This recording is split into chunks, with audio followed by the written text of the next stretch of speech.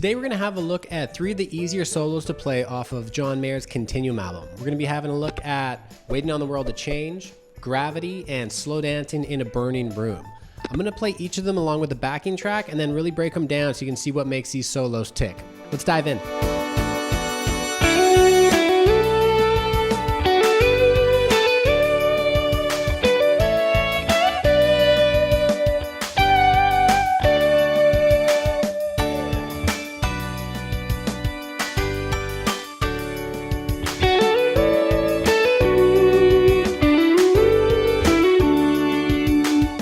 This is a great solo to practice your slides and leaves tons of breathing room for your vibrato work. The song is in the key of D and almost the entire solo is played on just one string, so this is a great one to start out with. Alright, so let's break this down. Most of this solo takes place on the B string here, and we're going to start off with a slide from the 5th fret to the 7th fret B string, followed by a hammer-on those same frets. So 5th to 7th. After that, we slide from the 7th to the 10th. And then it's kind of a similar deal here between the 7th and 10th. Hammer on, then slide up to the 12th.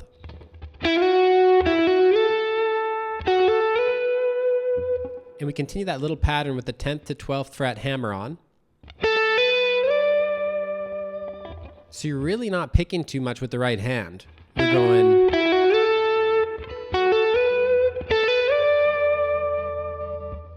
right? Then 12th fret to the 15th. Slide up to the 17th fret. And then we're going to do a little bend. And vibrato on the 15th fret. And then we're going to hop up to the 19th fret and do a little pre-bend. So we bend it up just a hair and end up back on the 15th fret. So you don't want to start at the bottom of the bend here. I think it sounds a little better if you have it already pre-bent before you pluck the string.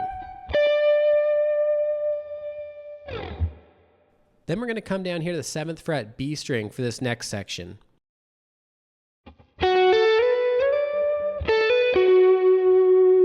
So to get that, we have the 7th fret to 10th. 7th fret, hammer on the 10th, slide to the 12th. And slide to the 15th.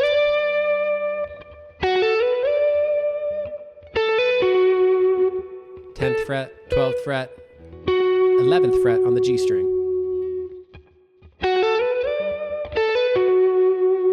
Then lastly, we hop to the G string.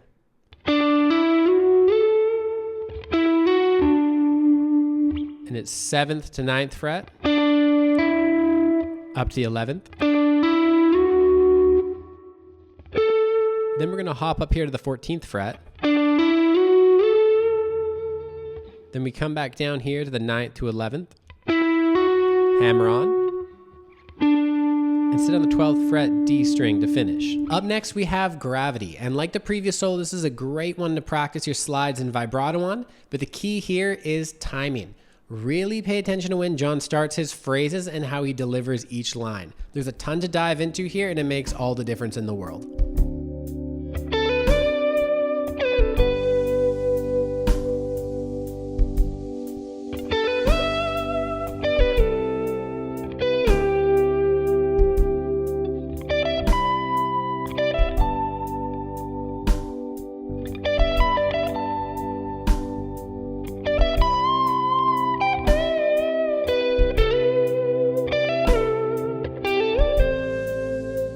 We're going to start on the first lick. Make sure you're getting that slide from the 15th down to the 12th here. I hear a lot of guys go, it just doesn't sound as smooth as when you slide it, right? And likewise on this next lick going up to the 17th. When you're coming back down from that, use your ring finger on the 15th fret, pull off to the 12th, slide with your index finger to the 10th, and then that 12 is right there for you to grab. Slide it all the way down to the 8th. So all together, that slide in there.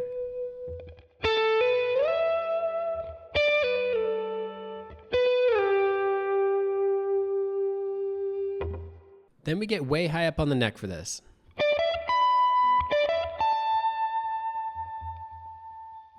This one might be hard to get some vibrato on it as the string is so close to the edge of the fretboard. So just vibrato up. Practice doing that.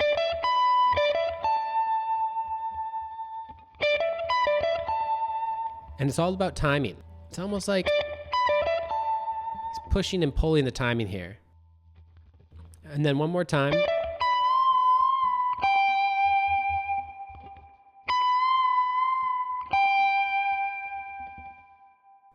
This is a bit of a hard skip.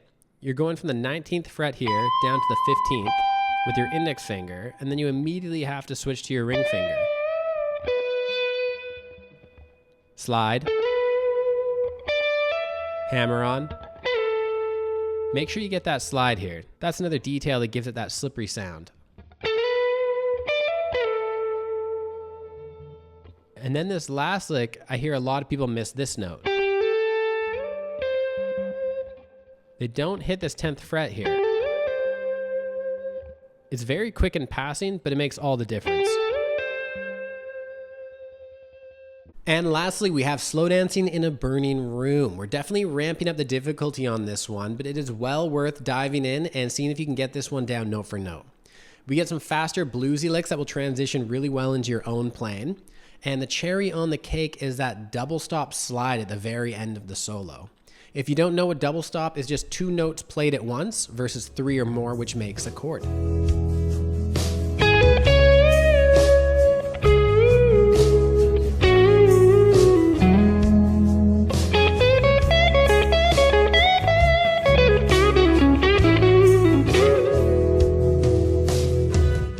So we start off right away with a little hammer on from the 9th to the 12th fret B string. Then we hop up to the 14th fret for this bend. Make sure you put on some nice vibrato there. And then this 13th fret G string bend. It's more than a full step bend, it's a full step and a half. We're targeting that 16th fret.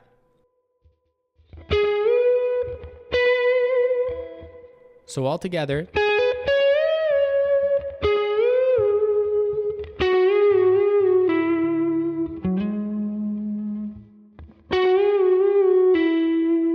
little pull off there. And I use my ring finger for this little slide from the 9 to 11th to put me in a better position for this next lick.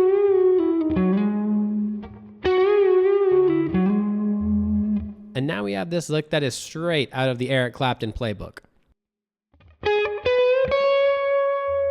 9th fret, 12th fret, little bend,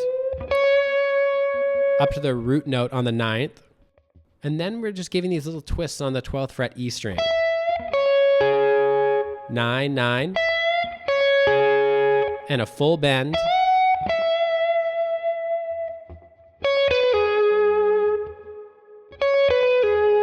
Little pull off from the 12th to the 9 there.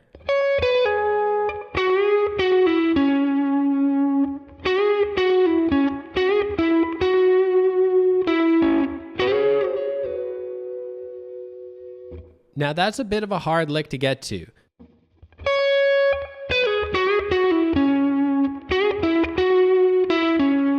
Because you're down here on the 11th fret with your ring finger, and then you have to hop straight up to here. So I find sometimes it's easier to do the double stop slide up here from the 7th fret to the 9th. And you can grab them with your index finger. 7 on the E string, 7 on the B string, same notes. Just makes it a little bit easier to grab. So there you have it, 3 of the easier John Mayer solos to learn. But don't be fooled by the simple fingering. There's a lot of nuance in these. The vibrato, the bends, and the slides, really hard to nail down exactly how he did it. His touch is just phenomenal. So I guarantee if you do a deep dive on these and learn them note for note, you will become a better guitar player, and you'll be able to get lots of tricks and tips from these to add into your own improvisational bag.